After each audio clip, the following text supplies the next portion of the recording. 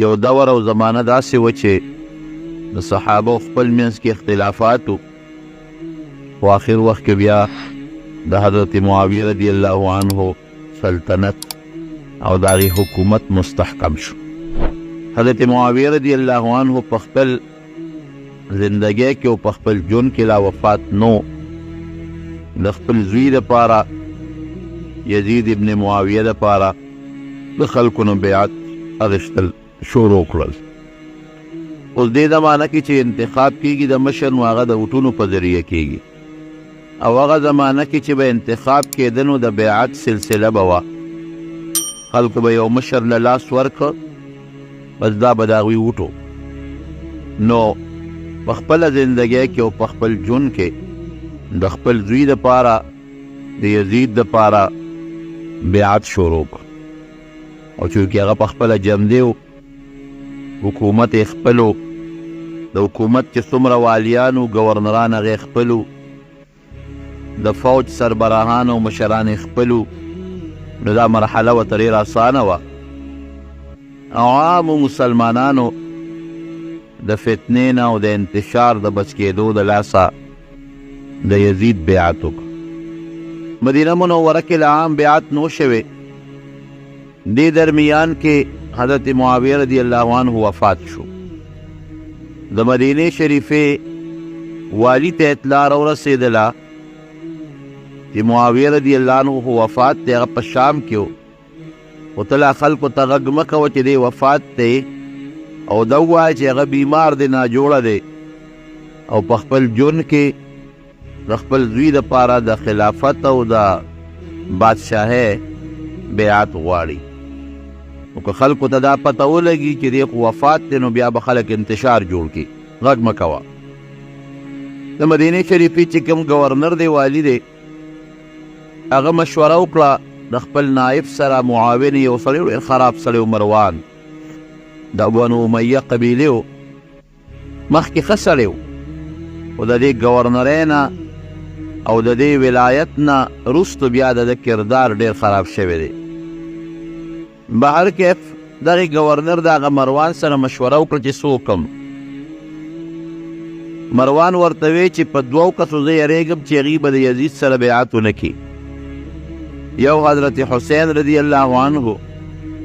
او دویم عبدالله ابن زبیر رضی الله عنه، دا دوه کسانو باندې یېرېږم چې دوی به بیعت ونه کړي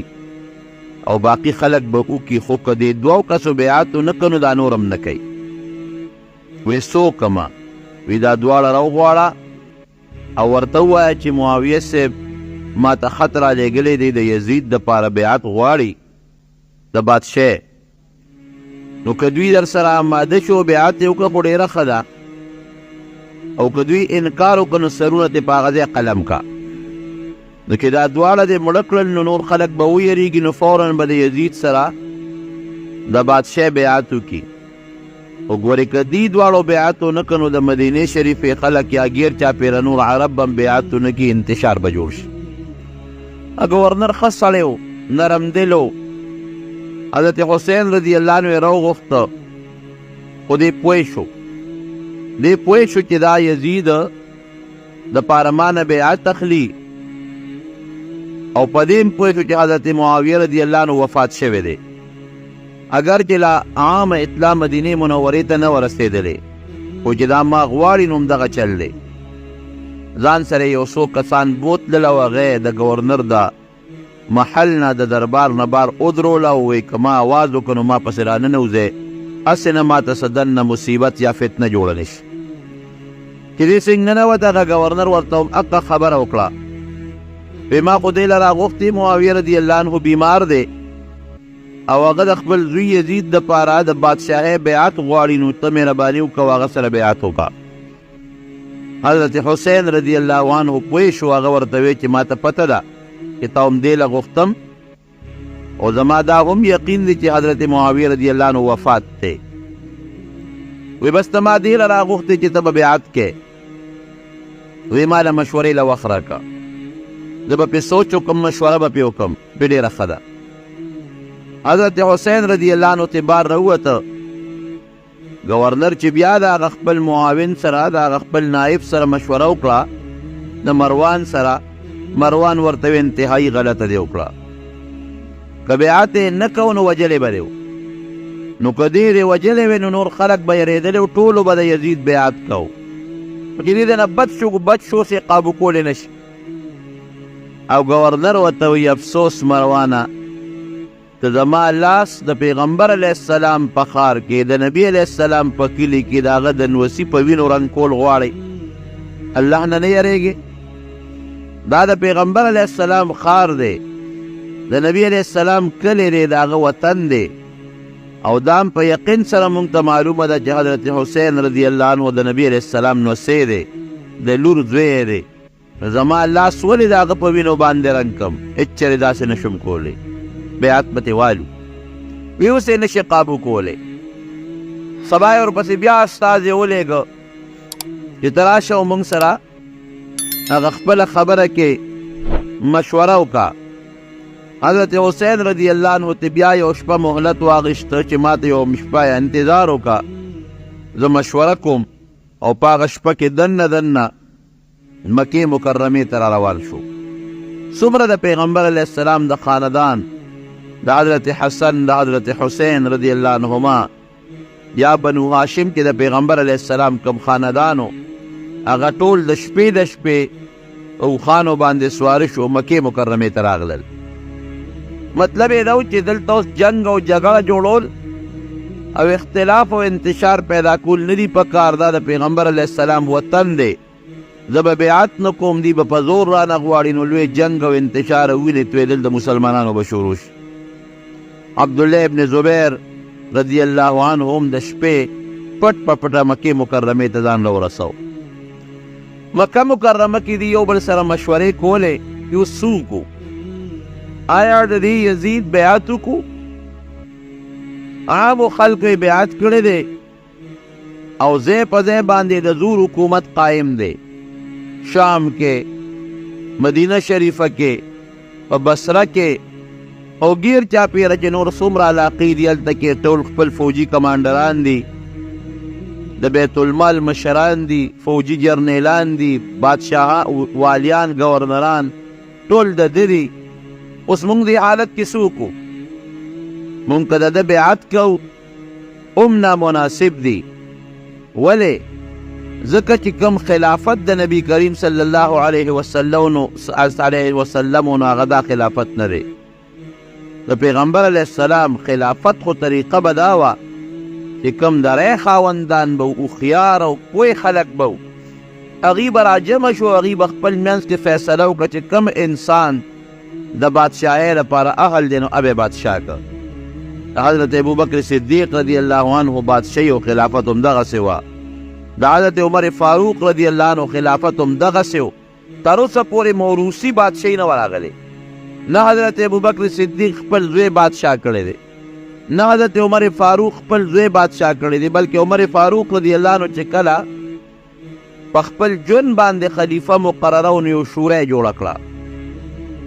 د یو څو کسانو، وی چې زه وفات شم نو دا شورا دا څو کسان به کینی او دوی به مشوره وکړي چې څوک د دوی خوښ یې هغه بادشاه کړي. همدغه شپږو کسانو کې چې کوم د چا خوښي، وی زما زوی عبدالله ابن عمر به هم پکې ناست دي، خو دا زه ټولو ته اعلان کوم چې هغه له به بادشاهي نه ورکوئ. هسې مشوره ترې والی خو بادشاهي به هغه له نه ورکوئ. بیا د هغه نه پس حضرت عثمان رضی الله عنه په خپل ژوند داسې نه دي کړی چې د هغه زوی د هغه په ځای باندې ولاړ دی او د هغه د بادشاه اعلان یې کړی دی، نه حضرت علي رضی الله عنه داسې کړی دی. حضرت معاویه رضی الله عنه د یو مجبورۍ د لاسه داسې یو مسله وکړله، نو په دې اکابر صحابه کرام چې کوم مشرانو ټول خفه وو چې دا مناسب نه ده. دا خو پکار دا وه صحابه کرام موجود دي د نبي علیه السلام، مشران او دیندار او د پیغمبر علیه السلام د مجلس خلق موجود دي، د هغوی د خاندان خلق موجود دي، نو پکار دا وه چې هغوی مشوره کړې وه چې کوم سړی د بادشاهۍ او د خلافت اهل وی هغه ته به بادشاهي او خلافت ورکړې وه. بل د نبي کریم صلی الله علیه وسلم یو حدیث هم د دوی مخکې پروت و، د دواړو جهانو سردار مبارک فرمایلی و چې یو زمانه به راشي، وی فرمایل ډېر زیات خفه او فکرمند و، د خوبه راپاڅېد، د الله رسوله ولې خفه؟ وی چې ما په خپل منبر باندې چې دا کم منبر باندې به نبي علیه السلام تقریر کو په دې خپل منبر یو قوم یې یاد کړ د هغې قوم هلکان مې ولیدل چې د ما په منبر لوبې کوي نو نبي کریم صلی الله علیه وسلم دې تعبیر خو ښکاره و چې یو زمانه کې به کشران هلکان به راشي هغوی به بادشاهي قبضه کړي د حلالو د حرامو د ښه د بد د انصاف او د عدل خیال به نه ساتي نو د دې صحابه هم دقه سوچ و چې دا اوس کم بادشاه د معاویه رضی الله عنه نه پس مقرر شو نوجوان دی هلک دی او د نبی علیه السلام یو قوله مو چې الخلافة بعدی 30 سنه زما نه پس با خلافت اصل خلافت چې کوم د پیغمبر جانشین وي 10 کاله به چلیږي د هغې نه پس به عامه بادشاهي شروع شي بادشاهان به راپاسي په یو بل به چکونه لګوي او ظلمونه به کوي دا ټولې خبرې د هغې مخکې وې په دې وجه باندې حضرت حسین رضی الله عنه عبدالله ابن زبیر رضی الله عنه دې اکابرو صحابهو د یزید بیعت زړه نه غوښتو مشوره شروع وه چې څوک کوفه چې نن سبا د عراق مشهور ښار دی حضرت علی رضی الله عنه دې کوفه کې پاتې کېده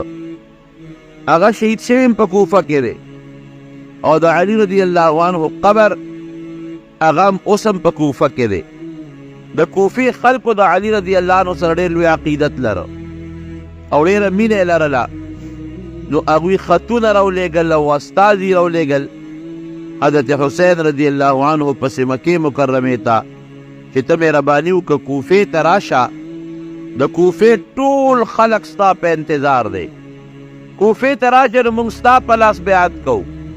موږ تا خلیفه کوو تا مشر کوو د یزید بیعت موږ نه کوو حضرت حسین رضی الله عنه د خپلو ملګرو سره مشوره وکړه چې څه وکړم کوفې ته لاړ شم او که نه شم چې کوم نږدې صحابه وو د پیغمبر علیه السلام ملګري وو هغوی مشوره نه ورکوله وی پام کوه کوفې ته به نه ځې موږ دا مشوره درکوو د کوفې خلک غداران دی دوکه به در سره وکړي زړونه به تا سره یې ګورې د پیسو لالچیان خلک دی که پیسې واغېسته نو زړونه به تا سره یې او توره به یې ګورې بیا د مخالفینو سره یې پام کوه دا غلطي ونه کې لیکن دومره خطونه 3 غټې غټې بوجې د خطونو یو بل دا د پسې راتلې او دا اعلانات به کېدل چې د کوفې خلک ستا انتظار کوي ستا په لاس بیعت کول غواړي او ته مهرباني وکړه کوفې ته فورا راشه که رانلې نو دلته ممکن داسې لانجه جوړه شي د یو هوښیارتوب وکړه خپل د تره زوی مسلم ابن عقیل رضی الله عنه هغې ولېږه وی ته لاړ شه کوفې ته هلته حالات معلوم کا نو که دا خطونه د خلکو رښتې او د کوفې خلک واقعي زموږ مرسته کوي او د دې حق مرګرتیا موږ سره کوي د دې باطل مقابله موږ سره کوي نو ما ته بیا اطلاع وکړه نو زه کوفې ته درځم که دا خطونه دروغي او خلکو کې زموږ سره د زړه مینه او اتفاق نی نو بیا هم راته ووایي زه کوفې ته نه درځم مسلم ابن عقیل دا ډېره اوږده واقعه ده زه درته مختصره ویم مسلم ابن عقیل لاړ کوفې ته او د کوفې خلکو ډېر زبردست استقبال وکړو په زرګونه خلک یې ملګري شو او دا آوازونه به یې کول چې د نبي علیه السلام د تره زوی زنده باد ځکه مسلم ابن عقیل دا د حضرت علي رضی الله عنه رواره دی عقیل چې دی د ابو طالب زوی دی نو دا د حضرت حسین رضی الله عنه د تره زوی دی د پیغمبر علیه السلام د خاندان انسان دی ډېر لوی استقبال وشو او ځای په ځای بیعت ورسره غایبانه شروع شو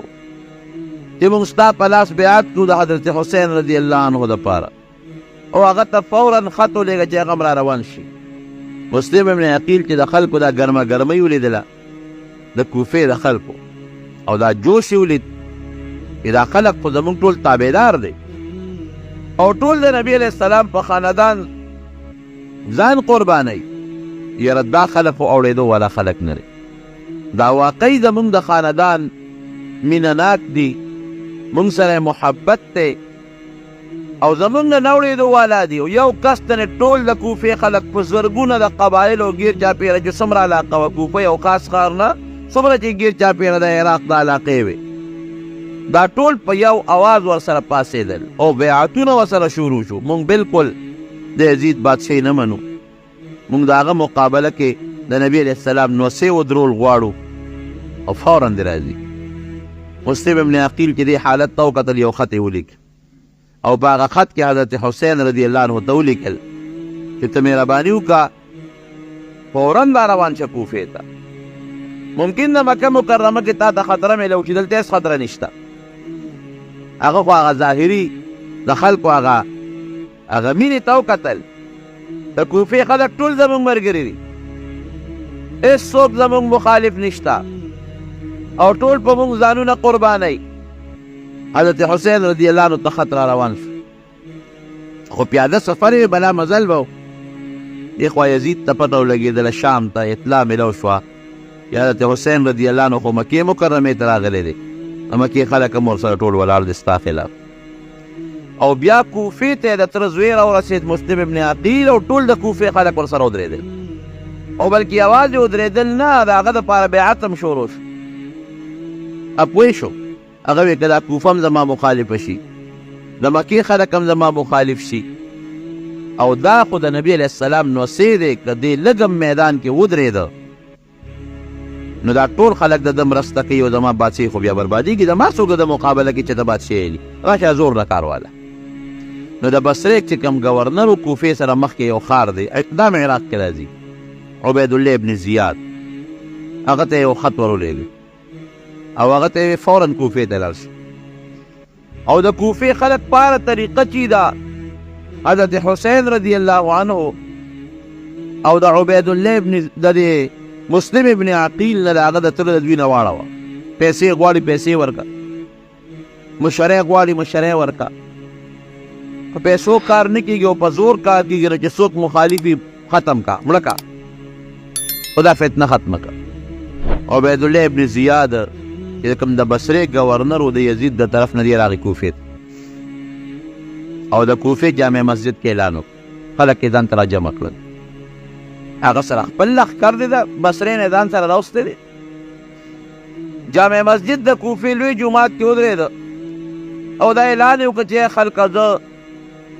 یزید چې د امیرالمؤمنین دی زه د بصرې ګورنر یم او ما له د کوفې ګورنر یم راکړه، دا د هغه خط دی. نن نه پس زه د کوفې ګورنر یم او ما ته یې دا اعلان کړی دی چې که څوک زموږ مرسته کوي موږ هغه له پیسې هم ورکوو، هغه له موږ عزت هم ورکوو، هغه له موږ مشري هم ورکوو او که څوک زموږ مرسته نه کوي او زموږ په مقابله کې د حضرت حسین یا د مسلم ابن عقیل ملګرتیا کوي نو بل چل ورسره نه کوو بې د مرګ نه وجنو یې. خلک یې ویارول او چاله پیسې شروع کړې. نو نن خو دا ورټول د پیسې دی، تاسو دا په عراق کې او په افغانستان کې یو ځای په ځای نه دا خلک ولې نن د امریکې مرسته کوي ورته ښه پته ده. د یهودو او د امریکې هغه د مسلمان دشمني ورته معلومه ده، دا ورته معلومه ده چې یاره د امریکا او دا یهود زموږ په دې وطن کې څه کوي. خلکو ته پته هر څوک ته خبر دي. په افغانستان کې څو تلل، په عراق کې څو تلل. د عراق کې به یې دا چغې والې یاره عراق چې دی نو دا نوې وسله او ایټمي وسله ده او هتیار دی ورسره او معاینه کار به یې لېږل چې دې معاینه کارو سره مدد نه کوي، امداد ورسره نه کوي او د ایټمي وسله جوړه کړې ده او دی کړي دي هر یې کړي دي. تر ننه پورې دې ټولې دنیا ته پته ده چې په عراق کې چېرته ایټمي وسله خو دا چې هېڅ هم چا څه پیدا نه کړی شو. په خپله اقرار وکړو یاره مونږ چې په کوم مقصد په عراق حمله کوله نو هغه غلطه او هېڅ قسمه هتیار پکې نشته، دې پیدا کړی شو. افغانستان کې وی یاره وي دا طالبان چې دي وي د ښځو حقوق او عامو خلکو ته خپل حق نه ورکوي، داسې حق وله ورکړه. څومره دنیا تباه کړل او څومره خلک شهیدان شو، څومره ښځې پکې کونډې شوې، څومره بچي یتیمانان شو. د دې امریکې دا ظلم زه وایم چې بچي به مني کې دا ظلم کوي. ټول پاکستان کې نه ټوله دنیا به مني کې دا ظلم کوي. هر څوک به یې مني، لیکن بیا هم ډېر خلک ملګري دي. د زړه نه نفرت به د هر مسلماني د امریکې سره، ولې بیا خلک ملګري دي؟ صرف د پیسو د تمې په لالچ باندې. پیسه ورسره لګیا دي، ډالرې په افغانستان کې تقسیموي، لګیا دي ډالرې په عراق کې تقسیموي. هغه ډالرو باندې او هغه پیسو باندې د دنیا خلک په خپله قبضه کې واخیستل. پیسه خو داسې یو شی دی، قسم دی الله دې زمونږ هم ایمان ته خیر کړي. یعنې پیسه چې راشي سړی بیا د ایمان نه هم پرې ورتېږي. هغه دور د صحابه او هغه دور د نیکانو صالحینو هغه تېر شوی دی چې هغوی به ایمان په مقابله کې دولت او بادشاهي پار سے لاړې توکلې. هغه دور تېر دی اوس. د کوف چې دی راغی او د اعلان یې وکړ، بس مشرانو له پیسې ورکړې. دومره پیسې تقسیم کړله چې د کوفې خلکو خو یا د مسلم ابن عقیل د پاره د زنده‌باد نارې کولې او کوڅه په کوڅه ګرځېدل او هغه به یې په اوږو سوره و. دا د نبي علیه السلام د خاندان دی او دا د حضرت علي صاحب ورواره دی او دا د حضرت حسین رضی الله عنه د تر زوی دی او پرچارو خطونه ورپسې لېږلي وو راغوښتې او یا ټول دې په خپلو کورونو کې کېناستل. عبیدالله ابن زیاد دا ګورنر پوه شو چې خبره خو بېڅه ناسه قابو کړه. راغی چې کوم د ګورنرۍ محل و هغې ته وخت او د هغې محل نه اعلان وکړو. وی ګوره زه بیا هم درته د اعلان کوم چې ما له دا مسلم ابن عقیل هر ځای کې چې را پیدا کې، که چا دې مونږ له راوست هغه له مې انعام ورکوو، او که چا مونږ ته د ځای وښو چې دی په کوم ځای کې ناست دی نو هغه له مې انعام ورکوو، او که چا مرسته وکړه نو د هغه سزا هم دغه ده چې هغه وجنو پرېږدو یې نه. مسلم ابن عقیل ته پته ولګېدله چې دی خو زما مقابله کې د خدای اعلان وکړو نو هغه خپل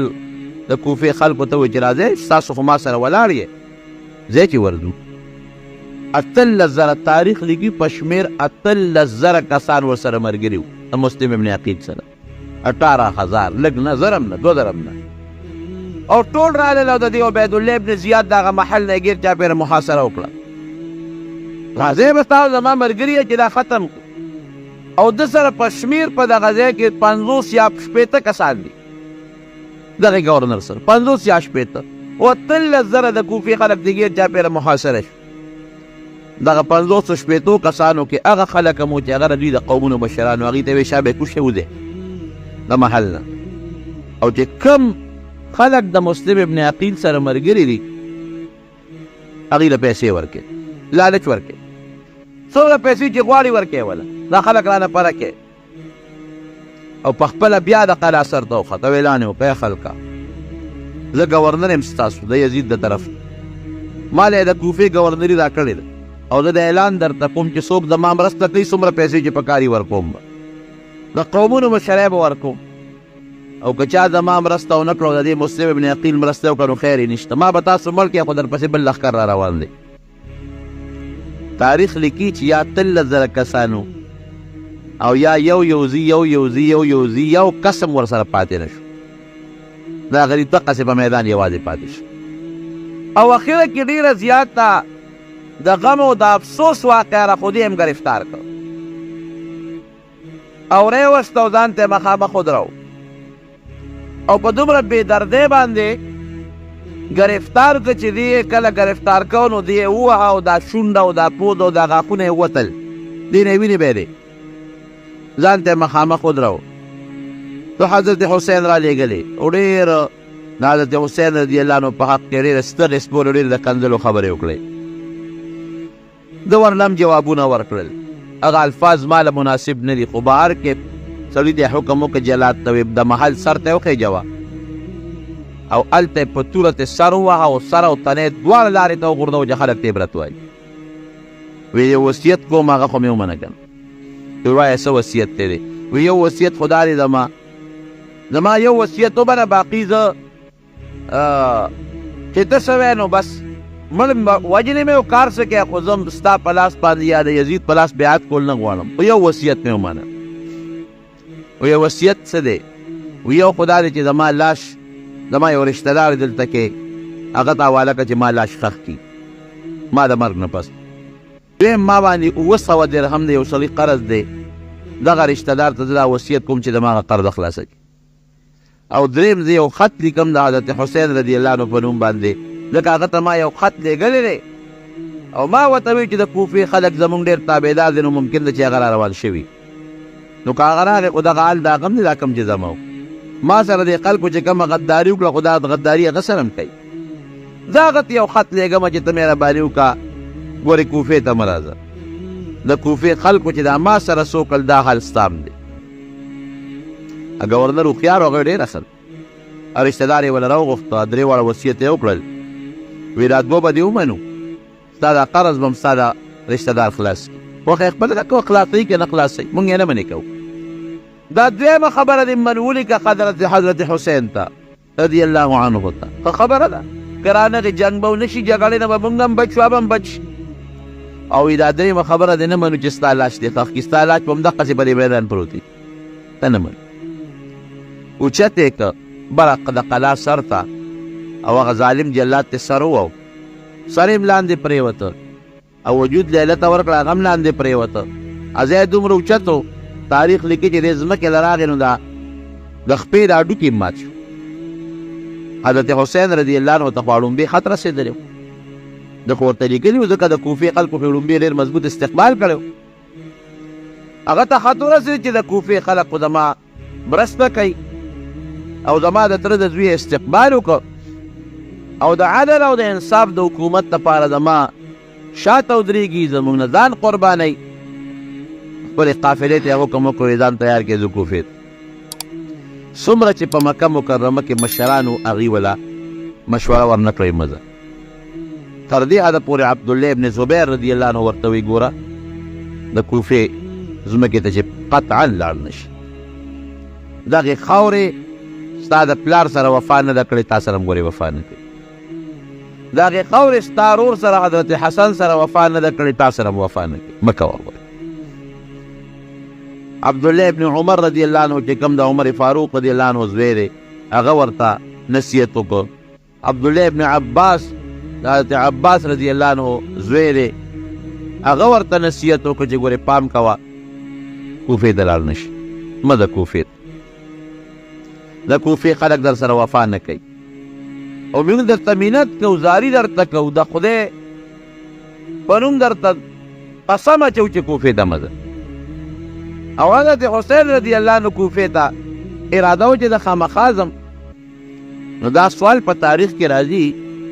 چې هر کله دې ټولو مشرانو دې منې کو دې ولې نه منې کېدو ولې نه ولې پاتې شوي به وکړه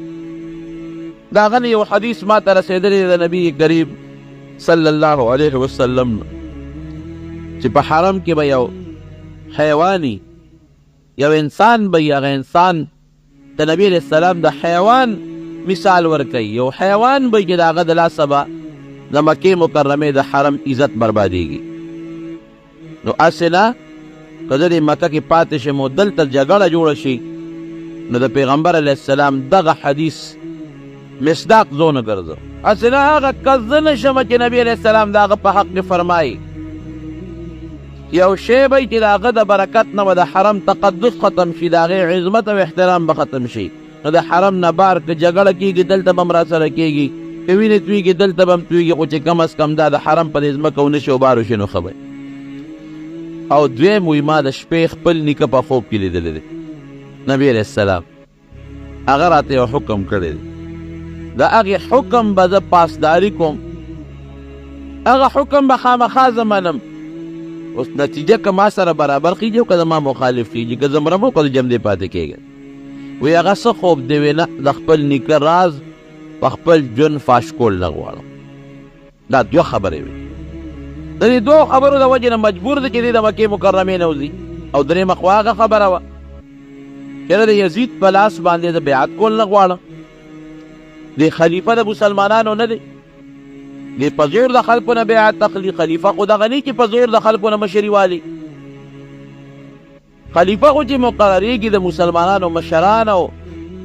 د مشورې خاوندان کوم چې مشران یې هغوی به د هغې انتخاب کوي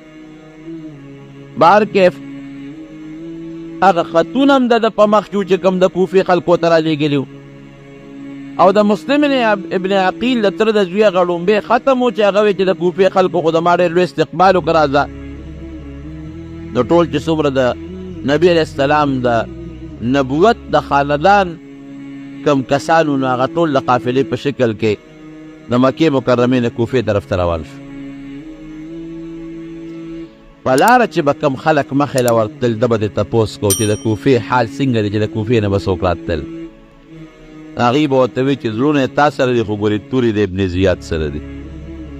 پام کوئ اعتبار پرې ونه کړي. واقعي د کوفې دا خلک ډېر بې اعتباره خلک دي. د کله چې تاریخ ګورم که نه په دوی په مختلفو وختونو کې فتنې راغلي دي. یو وخت کې فتنې تاتار راله او د کوفې لوی لوی خلک یې شهیدان کړل. دومره وینې په دې بغداد کې او په دې علاقو کې وبهېدلې چې د فرات دا دریاب چې دومره وینې وبهېدلې دومره وینې چې اوبه د څکو نه وې چې چا به ګیلاس کې او پیالې کې اوبه راغېشتې د وینې به ډکې وې. او کوفه کې دومره د دین کتابونه پخوا خو په قلم به کتابونه لیکل او ټول داسې خپلې واقعاتو اورېدو لپاره زموږ چینل سبسکرایب کړئ، خپلو ملګرو سره شیر کړئ. ډېره مننه. کتابونه یې راوړل او په دریاب کې وغورځول. پل یې جوړ کړ، د کتابونو نه یې پل جوړ کړ. دومره کتابونه وو چې تاریخ لیکي چې چا به خط لیکه نو مشواڼی به یې یوړو دریاب کې به هغه اوبه د دریاب راواغېستې نو هغه دومره د هغه سی د لاسه د هغه کاغذونو د سی د لاسه تورې وې چې په هغې باندې به خلکو خطونه لیکل. او لوی لوی بزرګان او علما کرام او دیندار او نیکان چې څومره وو هغه ټول شهیدان کړل. دا یو دور راغی ولې دې خلکو ظلم کړی دی. اوس هم تاسو وګورئ په کوفه کې او په بصره کې او په عراق کې څومره خلک مري، څومره پکې شهیدان کېږي.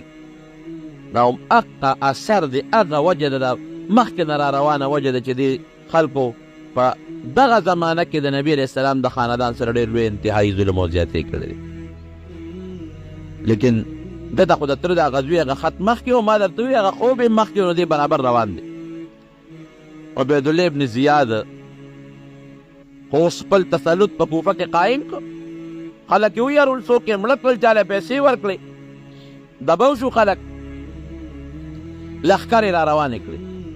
او ټولو لښکرو ته حکم ورکړه په لارو باندې چې ته دې لار باندې ځه، ته په دې لار ځه. او چې کوم ځای کې د حضرت حسین رضی الله عنه لښکر درته مخکې راشي نو هغه لښکر یې دې ګرفتار کې مالی راولي. او که چرتې دې ګرفتارۍ له ځان نه درکوي نو فوراً ته سر قدم کوي. او که دې واپس مکې مکرمې ته ځي چې واپس یې پرېم نه دی. په لاره باندې مختلفې قافلې راځي او د ده سره ملاقات کېږي. بالاخر یو ځای کې ورته د مسلم ابن عقیل رضی الله عنه د تره د دوی د شهادت اطلاع راورسېدل. هغه خط چې هغه کوم هغه وصیت کړی وله راورسېد. خپل قوم یې کېنو هغوی سره یې مشوره وکړه چې اوس به څه کوو. دا خو واقعي موږ نه غلطه وشوه. موږ خو وایو چې د کوفې خلک ډېر اعتباري خلک، دا خو بې اعتباره وختل. دوی خو زما د تره د دوی لومبې استقبال وکړه، د هغه ملګرتیا وکړله او بیا همغه یې شهید کړ. څه به کوو؟ اوس پکې مسلم ابن عقیل هم شهید شو. د هغه چې کوم وروڼه دي، د هغه چې کوم خپل خلک دي، هغې وایي چې نه اوس خو موږ خامخا کوفې ته ځو، هر څه چې کېږي. او حضرت حسین رضی الله عنه هم په دې سوچ کې دی چې ما هم د نبي علیه السلام په حکم را روان شوی یم. پیغمبر علیه السلام خود کې ما ته حکم کړی دی. مشوره د ټول خاندان نبوت په دې وشوه، که ماشومان دي او که ښځې دي او که لوی دي او که واړه چې ځو، هر څه چې کېږي. وړې وړې معرکې په لاره باندې کېږي، وړې وړې معرکې. بالاخر ډېره اوږده واقع ده، یو ځای بل ځای بل ځای. او مشهور یو د غم او د افسوس یو میدان چې هغه مشهور میدان د کربلا دی، د کوفې په خوا کې هم د عراق په علاقه کې، هغې ته حضرت حسین رضی الله عنه د خپل خاندان سره ورسېد. او دا تقریبا 2 یا 3 کسان دي، ټول ماشومان او لوی او زنانه او نارینه. یو خوا د نبي علیه السلام د خاندان قافله ده او بل طرف ته د هغه ظالمانو جابرانو قافله ده. د هغوی مشران دي حر او زهیر، دا د هغوی مشران دي. په دې کې هغوی سره خبرې اترې هم شروع شوې. تاسو مه ځئ کوفې ته، واپس مو پرېږدی نه واپس هم نشی تللی نه مو مخکې پرېږدي نه مو شاته پرېږدي څه به کوو بس یو لاره ده هغه دا ده چې ته به موږ له لاس راکې حضرت حسین رضی الله عنه ته ویو موږ به دې بوځو یزید له او د هغه په لاس به بیعت وکړي نو خبره خلاصه او که دا خبره نه منې نو بل هېڅ لار ستا دپاره نشته نه دې مکې مکرمې ته واپس پرېږدو نه دې کوفې ته پرېږدو او موږ ته دا هم حکم دی چې موږ تا باندې دریاب د اوبه هم بندو او دې به هم نسکې لوی فوج دی د ابو عبیدالله ابن زیاد چې دا کوم د یزید گورنر دی حضرت حسین رضی الله عنه ورته وایي هر څه چې کېږي کېږي به خو زه ستا د فوج ته یو تقریر کوم که دا خپل فوج دې ما ته کښېنو یو دوه درې خبرې دي مخکې کوم باقي چې ستا اوس څه خوښه یې به کوم ډېره ښه ده ته چې لکه ارمان یې ووایه حضرت حسین رضی الله عنه پاسې او دې ټول قوم ته ویې قومه ما ته مه ګورئ او یزید ته مه ګورئ د چا اولاد دی او زه د چا اولاد یم یوه دویم دا دی چې زه په خپله خوښه کوفې ته نه یم را روان شوی نو تاسو را غوښتی یم نو چې تاسو ما سره غداري کوله نو بیا هم زه را غوښتم ولې خو د دولت او د پیسې دا نشه د انسان په ذهن کې کښېني سړي نو بیا هر څه یېري ما ورته وایي بیا ایمان د سړي نه م یېري قوم ورته وایي د فوج هغه لښکر چې څومره دی وي ته چا را غوښتې موږ خو نه یې را غوښتې نو هغه درې واړه بوجۍ خطونه یې ورته په میدان کې وغورځول وایي دا ستاسو خطونه دي او د هغې نه به یو خط راغېشته د هغه مشرانو چې کم په دې لښکر کې موجود و فلان کې شته وایي دا ستا خط دی که نه دی وایي نه نه ما نه دی دا بل فلان کې په دې تاسو په دې لښکر کې شته وایي دا ستا خط دی که نه دی ټول خطونه یې ورته وښول وایي دا موږ نه دي لیکلی چا را غوښتې موږ نه یې را غوښتې بهر کیف سخته مقابله خو دا میاشت د دې میاشتې د محرم چې کومه لسمه ورځ ده د عاشورې ورځ چې ورته موږ وایو په دغه شپه باندې حضرت حسین رضی الله عنه د خپل خاندان سره بیا مشوره وکړه او خصوصا خپلې خور سره حضرت زینب رضی الله تعالی عنها هغې سره مشوره وکړه لیکن دا ګوره دا خاندان د نبي علیه السلام او کومه بهادري چې د نبي کریم صلی الله علیه وسلم په سینه کې پرته وه هغه بهادري د زنانه او د ماشومانو په سینو کې هم پرته وه وروره ته چې په کوم مقصد را روان شوی هغه مقصد دې څه کړ زموږ مقصد خو دا و چې د حق دپاره ځو او د باطل مرسته او ملګرتیا به نه کوو هېڅ پروا نشته که ته په دې لار کې شهید کېږې نو هېڅ پروا نشي شهادت خو مرګ دی که نه نو موږ خو د مرګ نه خلاصېدی نشته که نن د مرګ نه بشو سبا به مرو که سبا نی بله ورځ به مرو بله ورځ به مرو نو خپل بچي سره زین العابدین علي ابن حسین بیماره مو ماشوم نوجوان کشر هغه سره مشوره کوي بچی ستا څه خیال دی ای بابا هېڅ خبره نه ده مرګ له یوه ورځ مقرر ده او داسې خبره نه ده که زموږ دا مشران تاسو یا موږ شهیدان شو نو خو یوه ورځ ورپسې وروستو را روانه په هغې به بیا یو بل سره ملاقات کېږي که خو تا چې کوم خوب لیدلی دی او خپل نیکه درته په خوب کې څه ویلي دی بس هغه خو خپل رښتونی که هېڅ پروا نشته بیا د خپل قوم ته یو ډېر افسوسناک تقریر کړی دی خپل چې څومره د خاندان خلک دي وایي موږ خو د حق په لار کې راوتي یو او د عدل او د انصاف د حکومت د قیام دپاره خپل کوشش دی او د یزید د ظلم او د بادشاهۍ د نظام مقابله کوو هغه نه غواړو دا مقصد دی او خپل نیکه راته یو وصیت کړی دی په هغه وصیت عمل کوم هغې پسې راوتې او د کوفې کې ظالمانو خلکو راغوښتې مګر چې دي را سره دوکه وکړه خو دا خبره ده چې ما د خپل نیکه نه او ما ته خپل نیکه نه دا روایت رسېدلی دی چې کوم انسان د الله په لار کې جنګ وکړي هغه ته شهید ویلي کېږي او شهید په دنیا کې مړی لیکن د خدای په نزد ژوندی وي نو که موږ ته دنیاوي مرګ میلو شي نو دا زما یقین دی چې موږ به د الله په نزد ژوندي یو هېڅ پروا نشته زموږ اخیري انجام مرګ دی خو که د شهادت مرګ موږ ته میلو شي زموږ ملاقات به د خپل نیکه سره وشي زموږ ملاقات به د خپل پلار سره وشي او زموږ ملاقات به د بدر او د احد د شهداو سره وشي چې هغه زموږ دپاره ډېر لوی فخر دی او بیا خپلې خیمې چې څومره وې نو هغې نه ګیر چاپېره اور بل کړ یو خندق یې وکنه او په هغې کې لرګي وغورځول اور یې بل کړ دې دپاره چې اصل نه څوک بدبختیان د شاته نه حمله وکړي نو هغې کې هغه خندق سره خیمې خښې کړې وې او په هغې کې چې کومې زنانه او ماشومان هغې ډېره کړي اصل نه څوک ظلم وکړي او زموږ په زنانو باندې څوک زیاتې ونه کړي حمله ونه کړي او بیا همدغې لښکر سره مخ په مخ شو او تقریبا د نبوت د خاندان چې څومره نارینه خلک و نارینه سوا د علي ابن حسین چې امام زین العابدین ورته وایي چې دی بیمارو او دی په خیمه کې پروت و د هغې نه ما سوا چې څومره ټول شهیدان شو نوبت بالنوبت او بدبختیانو پې اوبه هم بندې کړې وي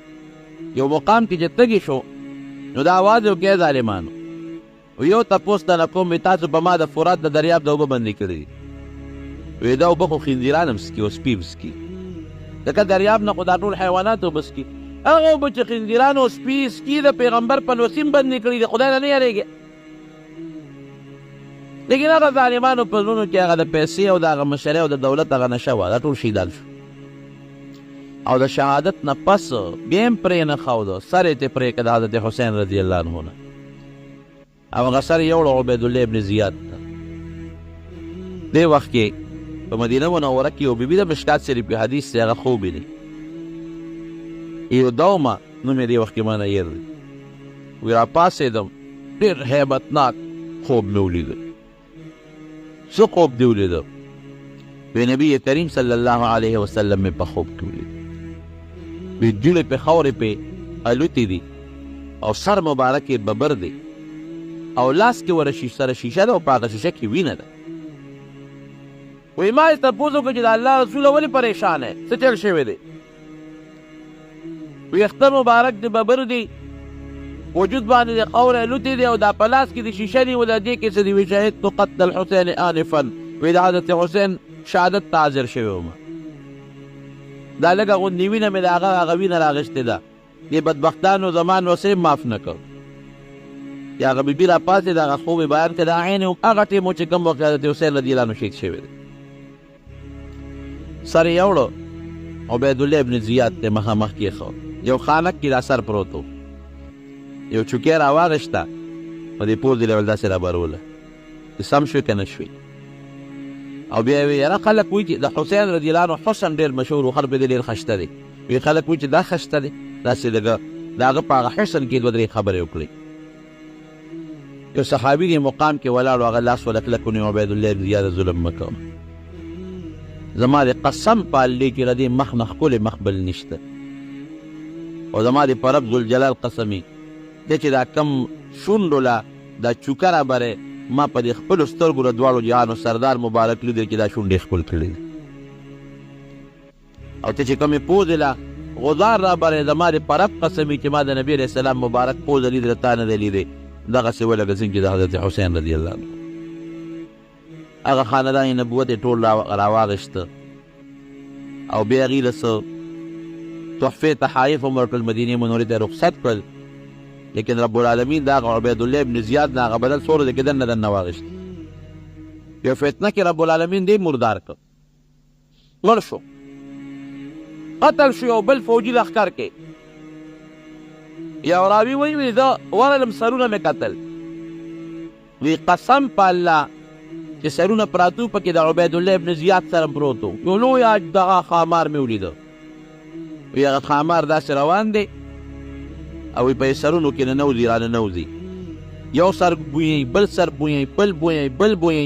وی نیغ ورغې د دغه ګورنر د عبیدالله ابن زیاد په سپېمو بین که او بیا راووتله او بیا ورله بیا بوی که او په سپېمو کې دننه هغه خامار ورننوت په حقیقت کې په دې میاشت کې د نبی کریم صلی الله علیه وسلم د دغه نبوت د ګلونو سره دا انتهایی ظلم شوی دا زموږ د مسلمانانو دپاره یو ډېر لوی عبرت دی